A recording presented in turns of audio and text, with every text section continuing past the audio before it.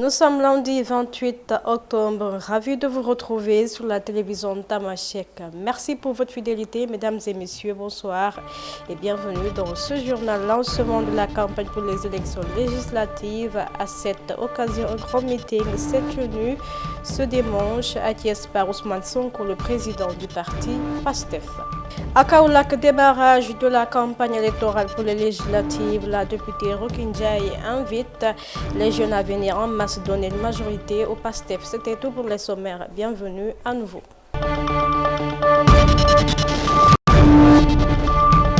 Nous ouvrons ce journal par le lancement de la campagne pour les législatives. Ce dimanche, à Thiès, s'est tenu le grand meeting d'ouverture du parti PASTEF au terrain hôpital américain Bourg par le président du parti Ousmane Sonko. À cette occasion, il a tenu un discours devant ses militants et sympathisants. Suivant un extrait de son discours. am bu Sud-Est am bu fii bi ñu tuddee Thiès am bi nga xam ne mooy Cap-Vert Ndakaaru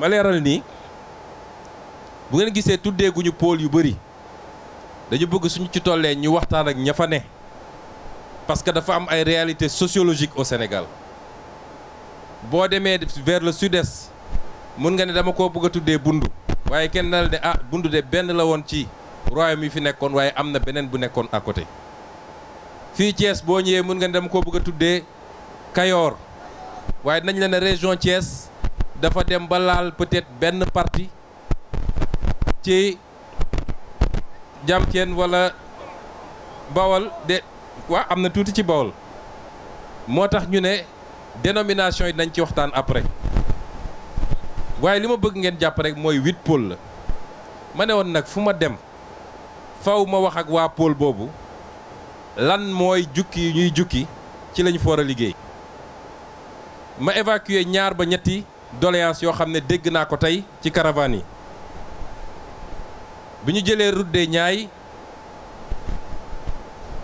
di def dëkk ak dëkk wax nañ ñu waxu ndox ñëw na fa lu bëri ndox gi ñoo ngi ciy liggéey daanaka premier grand projet boo xam ne lancé nañ ko ba sélectionné nañu entreprise bi te projet boobu muy le grand transfert d'eau bi war a jóge lac de Guiers pour ñëw régler le problème du triangle Dakar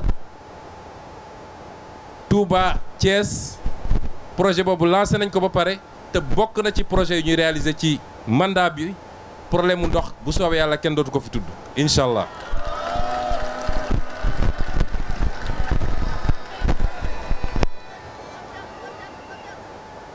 benn parenthèse bu may def rek mooy ñoom ci seen effort bi ñu bëgg a def ci yàq xam ngeen ñan ñooy seen cible bi gën a am solo mooy yéen ndaw ñi nee nañ dañoo bëgg a wëlbati seen xel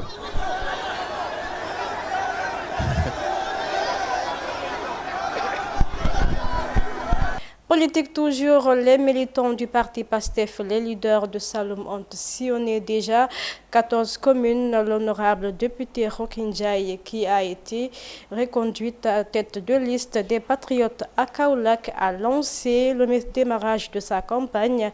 Elle a rappelé les jeunes à venir en masse donner une majorité au PASTEF pour cette 15e législature. ndam bu mag a mag ci département de Kaolack. donc ci loolu ñuy woo mboolem Kaolack waa mboolem koo xam ne yaa ngi dëkk département de Kaolack nga jug takku àndandoo ak ñun ñu campagne ngir mën a gagner élection yi le 17 novembre incha allah rabi ñu am fi une victoire écrasante mais aussi mën a jox une majorité ki nga xam ne mooy le président de la république fees assemblée nationale ngir programme bi nga xam ne nii wax dëgg yàlla proposé woon na ko Sénégalais yi ba ñu votel ko le 24 mars passé. mu mun ko nag dérouler ñu accompagner ko mu mun ko dérouler Sénégal mën a jëm ci kanam xar-xar mu Sénégal mën a changer ñu am Sénégal bu bees département de Kaolack bu bees incha allah. pour le moment mun naa wax ne sillonné naa 14 communes yëpp si pré-campagne bi dem nañ si chef religieux yi dem nañ si notable yi dem nañ si chef de village yi dem nañ si imam yi dem nañ si kilifa diine kilifa aada yi nga xam ne ñu ngi ci département de Kaolack. dem nañ tamit ci dëkkaan yi dem nañ si dëkk yoo xam ne ni sax d'ailleurs bu ñu gisee nécessaire ne caravane bi day diis pour dugg ci yenn gox-goxaani ndax dafa taw te ku nekk xam na Saloum ren dafa bëri ndox ñun dañu soloon suñu dàll dem ci gox yooyu nga xam ne ni caravane mënu fa dugg donc démarré nañ pré campagne bu yàgg dañuy continuer waat rek incha allah labbaliwaat liñ defoon liñ commencé woon dem si 14 communes yi incha allah rabbi dinañ teg tànk fépp dugg fépp ngir mën a gagner sa département lu mu laaj dinañ ko jox incha allah rabbi jaaraat si tànk président rek di lancer un appel. Parlons toujours de la campagne électorale à la Biscuiterie. L'ex-député membre de la coalition Sam Sa Kaddu, Pape Djibril Fall, en compagnie de Barthélémy Diaz, a demandé aux électeurs de défendre l'intérêt de l'intercoalition pour faire face aux dérives du parti au pouvoir. Salam alaikum Dakar, salam alaikum Biscuiterie. ñoo ngi leen di nuyu bu baax kenn ku ci nekk ci turam ak santam di si jiital nag kilifa yi nga xamante ni ñooñu dalal tey ci Biscuiterie yi yaatalal ñu yoon bi ba ñu mën a dugg si jàmm ak salaam muy le maire Djibril Wade ñu bëgg ngeen tàcc ko bu baax. di ci teg ñi nga xamante ni ñooy kilifa yi nga xam ñoom ñooy la caution morale de la coalition Sam Sa Kaddu muy Serigne Moustapha Sy Moustarchidine wal Moustarchidat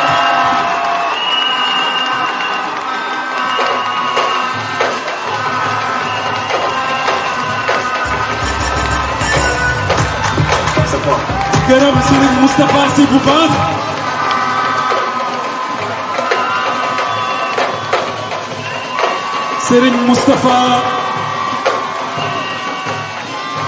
Serigne Moustapha a été de tous les combats démocratiques. Kon Serigne Moustapha du ma ci taxaw lu yàgg su ko wóoroon ne Sàmm Sa Kaddu nekk ci ay tappale la nekk kon du ñëw bokk Sàmm Sa Kaddu. di gërëm bu baax koo xamante ni tamit il a été de tous les combats démocratiques. ba mu nekkee ndawam ba tey dafa jël dundam yëpp jagleel ko askanu Sénégal jagleel ko waa Dakar ñu daal di koy jël teg ko injustice bu nekk tey mu continuer di taxawal Sénégal di taxawal Dakar. Je veux nommer le président Khalifa Ababacar Sall. Un autre fait qui marque l'actualité de ce journal, le cabinet Grant Thornton et l'Observatoire de la qualité des services financiers a organisé une réunion publique d'information ce samedi qui constitue la 5e journée après Ziguinchor, Saint-Louis, Kaolack et Tambacounda. À cet effet, cette campagne régionale de sensibilisation d'information a permis de communiquer sur les avantages relatifs aux modes alternatifs de règlement des différends auprès des acteurs et opérateurs économiques et financiers. Le règlement des différends s'adresse à toute personne physique ou morale qui souhaite régler un conflit, un différend par la voie amiable. Donc il peut s'agir de conflits entre deux sociétés, d'un conflit avec un client, avec un fournisseur, entre une structure et un usager, et même entre citoyens. Donc, le Sénégal aujourd'hui, à travers la promotion des modes alternatifs de règlement des différends, qui sont, il faut le noter, en plein développement, parce que c'est des modes qui permettent de proposer une solution plus rapide, simple et de proximité, contrairement aux procédures classiques, contentieuses, traditionnelles, communément appelées procédures judiciaires. Voilà, donc je disais que c'est ça qui constitue en fait l'objet même de ces tournées régionales. En réalité, quand nous organisons ces tournées régionales de sensibilisation sur les modes alternatifs, nous visons principalement deux objectifs. Le premier, c'est de faire la promotion des structures et mécanismes mis en œuvre par les autorités pour l'utilisation de ces modes alternatifs dans toutes les régions du Sénégal. Deuxièmement, il s'agit également de sensibiliser les acteurs sur les avantages de l'utilisation de ces modes alternatifs que sont la conciliation, la médiation et l'arbitrage. Donc, par rapport à votre question, ce qui m'amène à vous parler un peu des avantages sur l'utilisation de ces modes alternatifs de règlement des différends. Donc, le premier avantage qu'on peut citer, c'est que... Éducation dans ce journal ce samedi à l'occasion de la 13e édition de l'Ecobank Day. Le groupe Ecobank a renforcé son engagement envers l'éducation et la santé en visitant le CM Rufisque Ouest ainsi du lycée Mam Abdou Aziz, site de Guédiawaye. Cette journée qui est organisée annuellement par la Fondation Ecobank Group vise à accompagner les personnes vulnérables. Suivons Ibrahim Sen, il est le DRH à Ecobank Sénégal. Les personnes vulnérables par rapport à une certaine thématique annuelle que nous prédéfinissons à l'entame de l'année. Les thèmes varient selon les circonstances et selon l'évolution du temps également. Cette année, on a porté le choix sur la thématique relative donc à l'intelligence artificielle. Comme vous le savez, nous sommes à l'ère numérique et avec l'éducation, l'intelligence artificielle permet aux jeunes de faciliter l'éducation, de faciliter l'apprentissage sur beaucoup de thèmes, beaucoup de modules relatifs donc à leur recherche, notamment l'informatique, dans la recherche sur, comment dirais-je encore, sur la documentation qui est relative donc à leur thème sur les différentes matières auxquelles ils sont challengés durant l'année. L'informatique par exemple, il y a également les mathématiques, l'histoire, la géographie. Donc il y a une bibliothèque de données dans le numérique. Donc avec l'intelligence artificielle, donc ça facilite l'apprentissage aux élèves mais également aux enseignants. Le choix, c'est par rapport à la position géographique. On sait que Rufisque, c'est une zone quand même qui est un peu défavorisée, où il y a quand même la pauvreté au niveau de ces zones. On note par exemple que les parents d'élèves ont du mal à accompagner leurs enfants pour vraiment augmenter le taux de l'éducation dans ces zones défavorisées. Raison pour laquelle nous essayons de cibler les zones où on a quand même une baisse du taux de scolarisation qui est souvent impacté par un problème de moyens. Donc on cible les banlieues, notamment la zone de Rufisque, la zone de Guédiawaye. Pour moi, c'est avec l'événement-là que j'ai pu savoir qu'il y a un second lycée dans ces zones-là, à part le lycée Limamoulaye. Comme vous le savez, il y a une forte densité de population dans ces zones qui sont confrontées souvent à des problèmes de moyens. Donc si Ecobank prend l'initiative de les accompagner, c'est quelque chose quand même qui est honorable, qui est vraiment salué par toutes ces populations-là. Il s'y ajoute également que c'est des lycées qui ont fait manifester le besoin d'être accompagnés. On a un besoin criard en termes de moyens au niveau. Volet environnement, l'organisation de la société civile citoyen actif pour la justice sociale a convié les journalistes et les acteurs de médias à un atelier sur les enjeux de la gouvernance des ressources naturelles vendredi dernier. Cette initiative vise à outiller les journalistes afin de mieux aborder les questions avec les candidats des élections législatives du 17 novembre prochain. C'est une organisation de la société civile qui œuvre pour la justice sociale. CAJUS a convié les journalistes et les acteurs des médias, notamment ceux qui évoluent dans les zones d'exploitation des ressources naturelles, pour échanger sur un certain nombre de sujets en relation avec la gouvernance des ressources naturelles, le changement climatique et la transition énergétique en prélude des élections législatives.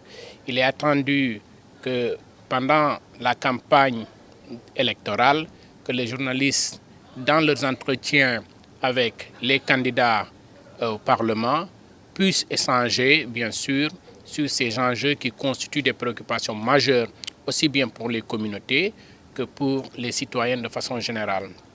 Notamment pour voir, dans un contexte d'expansion de l'exploitation des ressources naturelles, dans un contexte de réchauffement climatique assez manifeste, comment les parlementaires pourront apporter des réponses très précises à ces préoccupations-là pour alléger au moins les difficultés que les populations sont en train de vivre au niveau communautaire particulièrement.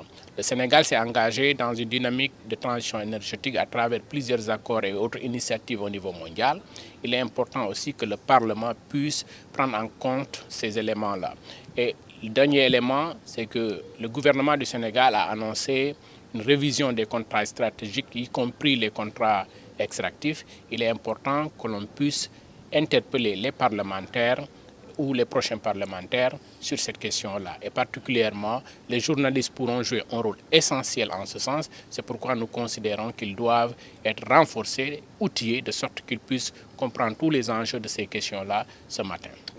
Le Sénégal, comme la plupart d'ailleurs des pays au sud du Sahara, vivent de façon assez manifeste les effets du changement climatique.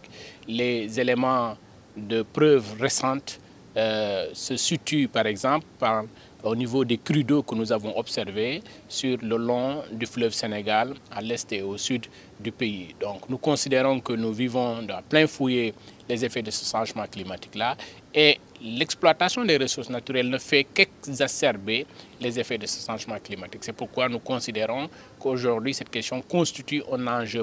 Dans la sous-région en Guinée, la diplomate allemande a présidé une journée porte ouverte d'information sur Gémon News, service à la maison de la presse à Conakry. Cette journée marquée par l'intervention de 4 pénalistes sur le rôle des médias dans la lutte contre la désinformation vise à présenter aux professionnels de médias en Guinée un service gratuit qui donne l'accès à des informations de qualité produites par la Deutsche Welle et l'agence allemande de presse. Ils sont de plus en plus complexes, d'une manière concrète mais facile à comprendre. La presse allemande a formé un conseil de la presse. C'est la presse elle-même qui a pris l'initiative et elle a adopté un code professionnel pour garantir qu'il y a des standards professionnels et de qualité qui sont respectés par la presse et par les journalistes. Tous les médias imprimés et traditionnels font partie, y inclus avec leurs publications en ligne. Et les médias s'engagent pour rapporter que la vérité.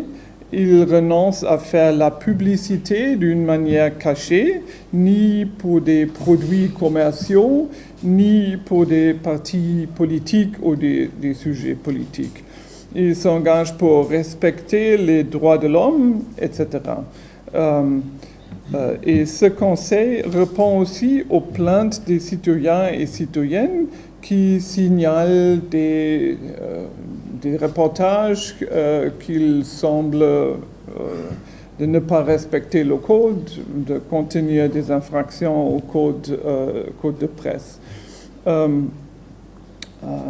Mais un autre aspect plus récent est que les médias sociaux permettent à tout le monde, journalistes, professionnels, amateurs, personnes privées, de partager n'importe quel contenu, correct ou faux.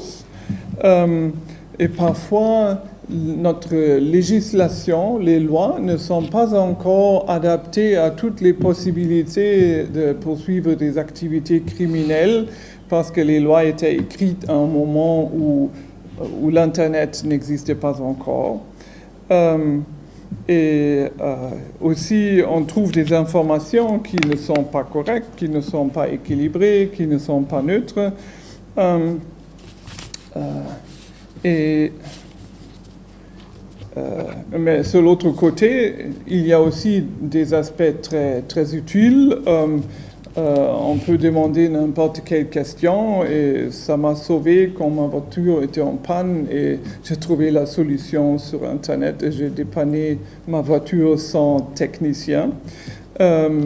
Donc, il y a des avantages mais il y a aussi des risques.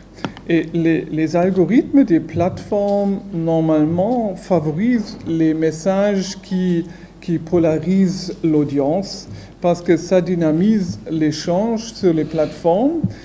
S'il y a une dispute très agressive, il y a plus de mouvements, plus de commentaires et ça permet Au Mali, à travers un communiqué ce dimanche, l'état-major général des armées a rendu public le bilan des opérations menées les 25 et 26 octobre dans le secteur de Nampala et ses alentours. Ces opérations ont abouti à la neutralisation de plusieurs terroristes, à la saisie d'armes et de munitions ainsi qu'à la récupération de matériel roulant. Actualité internationale, le président iranien Massoud Pezeshkian a déclaré dimanche que son pays donnerait une réponse appropriée à l'agression israélienne contre son territoire. Il a fait cette remarque lors d'une réunion de cabinet à Téhéran en réaction à l'attaque israélienne qui a touché plusieurs cibles militaires samedi matin en Iran. C'est avec cet élément que nous fermons ce journal. Merci à tous de l'avoir suivi sur la télévision Tamashek La Culture. Au cœur de l'Afrique, prenez soin de vous et bon suite de programme à notre compagnie.